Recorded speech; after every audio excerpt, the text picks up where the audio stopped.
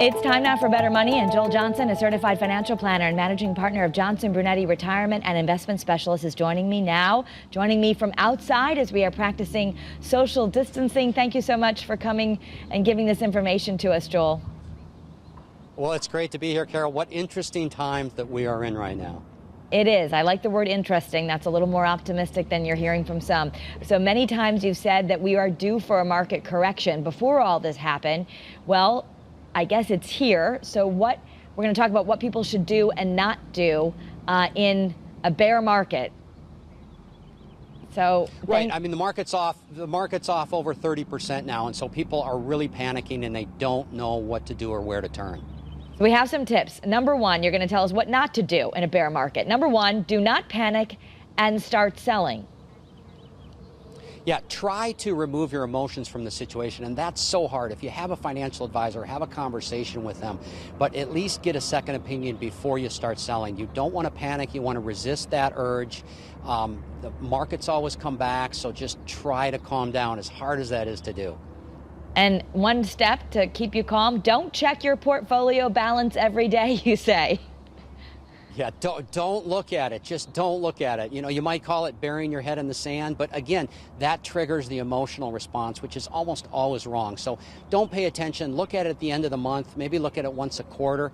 Things will get better, but if you keep staring at the balances going up and down every day, that's when we make bad decisions. And do not cash in your 401k. We are hearing some things that you can maybe take loans from your 401k without penalties. There's some new things out there, but you really don't want people to touch that unless it's absolutely necessary for survival.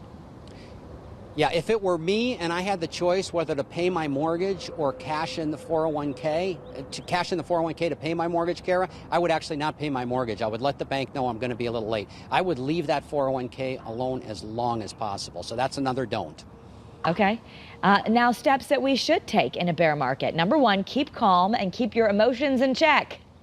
Easier said than done. Right, and we talked about this a little bit earlier, right? Keep your emotions in check, and I know it's hard. Talk to somebody. Try to stay away from people that talk like the sky is falling. I know times are tough, but you've got to try to remove the emotions from your investment decisions. Here's a bright spot. Take advantage of dollar cost averaging, kind of a fancy term for stocks are on sale right now.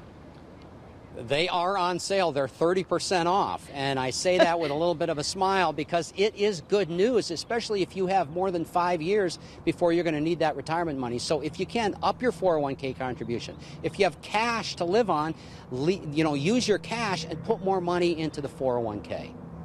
Make sure your plan is diversified. This is a good time. We're all organizing our closets and doing other things with extra time. We want to make sure we have a good plan. Yeah, most people look at what did the best last year and they put all their money into those funds. You don't want to do that. Have a financial plan and diversify your investments. So you have an offer for everyone, and it's what to do in a down market. And this is a free offer. If people go to bettermoneytv.com, they can write in there and get this offer sent to them absolutely free. Yeah, and everybody that's experiencing this panic of a down market doesn't know what to do. They need to get this resource. It will help you.